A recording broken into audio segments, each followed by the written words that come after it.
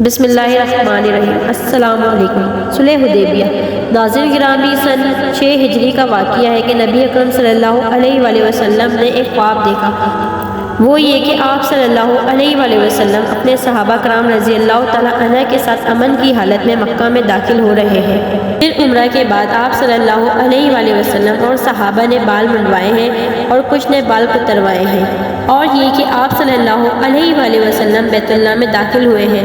پھر آپ صلی اللہ علیہ وآلہ وسلم نے بیت اللہ کی چابی لی، پھر عرفات میں قیام کرنے والوں کے ساتھ قیام کیا، اور آپ صلی اللہ علیہ وآلہ وسلم نے اور صحابہ رضی اللہ تعالیٰ عنہ نے بیت اللہ کا طواف کیا، اور حضور صلی اللہ علیہ وآلہ وسلم نے یہ خواب اپنا صحابہ کرام رضی اللہ تعالیٰ عنہ کو سنایا۔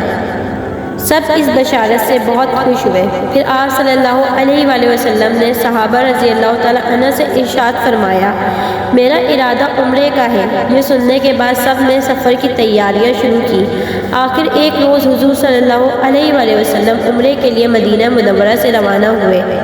عمرے کا اعلان آپ صلی اللہ علیہ وآلہ وسلم نے پہلے ہی کرا دیا تھا، تاکہ لوگ اس قافلے کو حاجیوں کا قافلہ ہی خیال کریں، اور مکے کے لوگ یا اس کے آس پاس کے لوگ جنگ کے لیے نہ اٹھ کھڑے ہوں۔ مشرکوں اور دوسرے دشمنوں کو پہلے ہی معلوم ہو جائے کہ آپ صلی اللہ علیہ وآلہ وسلم عمرے کی نیت سے آ رہے ہیں اور کوئی نیت نہیں ہے۔ نبی کریم صلی اللہ علیہ وآلہ وسلم ذوالحلیفہ کے مقام پر احرام باندھا، پھر مسجد میں 2 رکعت نماز ادا کی، پھر مسجد سے ہی اونٹنی پر سوار ہوئے۔ اکثر صحابہ کرام رضی اللہ تعالیٰ عنہ نے یہیں سے احرام باندھا۔ حضور صلی اللہ علیہ وآلہ وسلم اس سفر پر ذی القعدہ کے مہینے میں روانہ ہوئے تھے۔ قافلے کے ساتھ قربانی کے جانور بھی تھے۔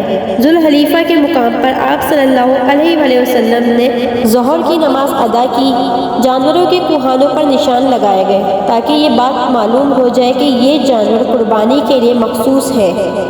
اس سفر پر آپ صلی اللہ علیہ وآلہ وسلم کے ساتھ 1400 صحابہ کرام رضی اللہ تعالیٰ عنہ موجود تھے۔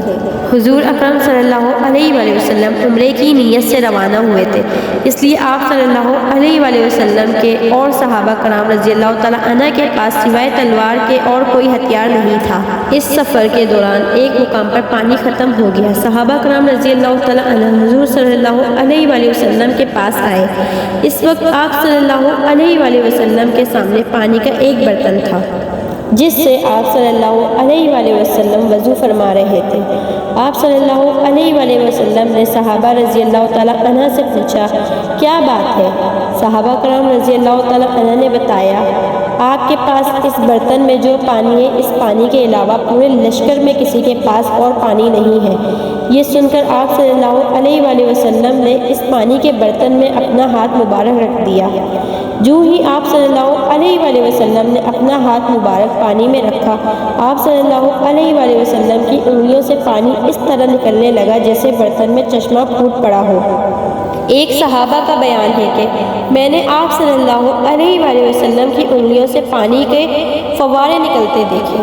حضرت جابر رضی اللہ تعالیٰ عنہ فرماتے ہیں، جو ہی یہ پانی کا چشمہ پھوٹا، ہم سب پانی پینے لگے۔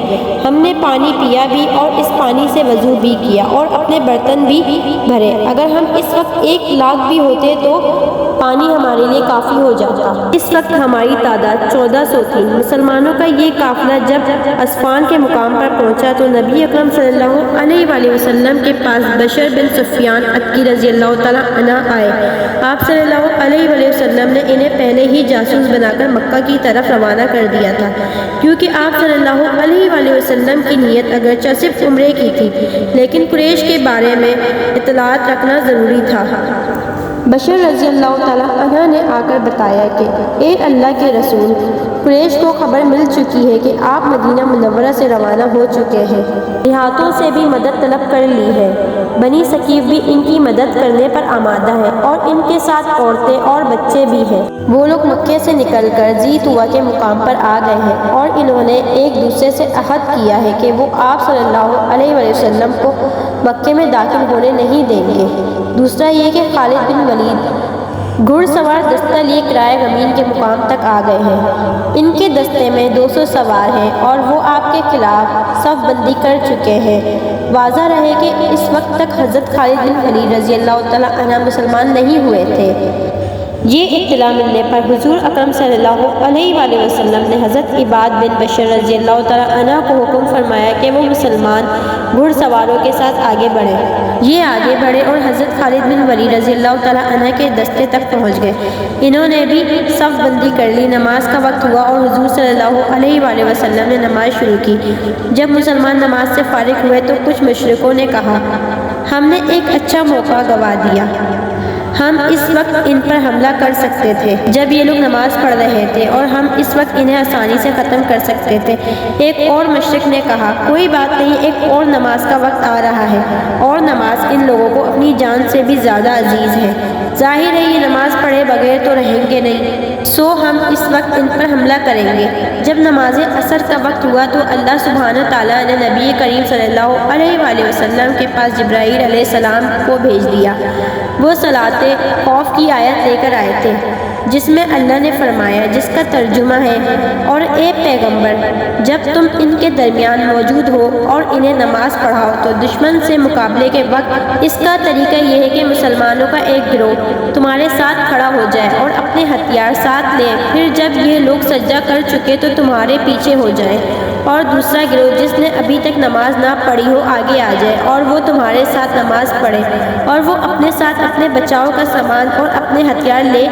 کافر لوگ یہ چاہتے ہیں کہ تم اپنے ہتھیار اور اپنے سامان سے غافل ہو جاؤ تو وہ ایک دم تم پر ٹوٹ پڑے، اور اگر تمہیں بارش کی وجہ سے تکلیف ہو یا تم بیمار ہو تو اس میں بھی تم پر کوئی گناہ نہیں ہے کہ تم اپنے ہتھیار اتار کر رکھ دو، ہاں اپنے بچاؤ کا سامان ساتھ لے لو۔ بے شک اللہ نے کافروں کے لیے ذلت والا عذاب تیار کر رکھا ہے۔ چنانچہ اس طرح نماز ادا کی گئی۔ یہ نماز خوف کہلاتی ہے۔ جب مسلمانوں نے عصر کی نماز اس طرح ادا کی تو کافر بول پڑے، افسوس ہم نے ان کے خلاف جو سوچا تھا اس پر عمل نہ کر سکے۔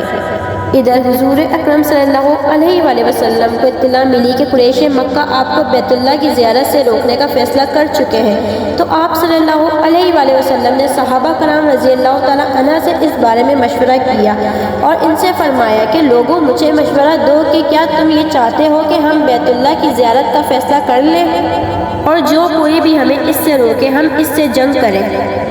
آپ صلی اللہ علیہ وآلہ وسلم کی یہ بات سن کر حضرت ابو بکر صدیق رضی اللہ تعالیٰ عنہ فرماتے ہیں کہ اے اللہ کے رسول، آپ صرف بیت اللہ کی زیارت کا ارادہ فرما کے نکلے ہیں، آپ کا مقصد جنگ اور خون ریزی ہرگز نہیں ہے، اس لیے آپ اس ارادے کے ساتھ آگے بڑھتے رہیں، اگر کوئی ہمیں اس زیارت سے روکے گا تو اس سے جنگ کریں گے۔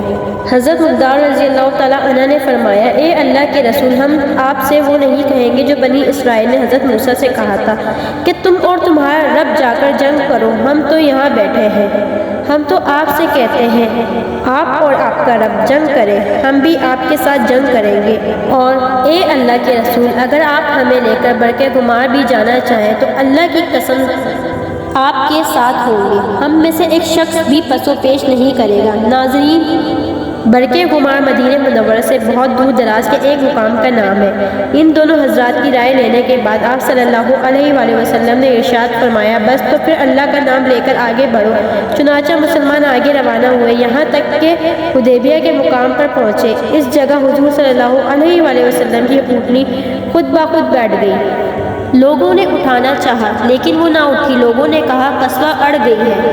حضور اکرم صلی اللہ علیہ وآلہ وسلم نے یہ سن کر ارشاد فرمایا، یہ اڑی نہیں ہے اور نہ اڑنے کی اس کی عادت ہے، بلکہ اسے اس ذات نے روک دیا ہے جس نے ابرہہ کے لشکر کو مکہ میں داخل ہونے سے روک دیا تھا۔ صلح حدیبیہ کو آگے جاننے کے لیے ویڈیو کا پارٹ 2 دیکھیں۔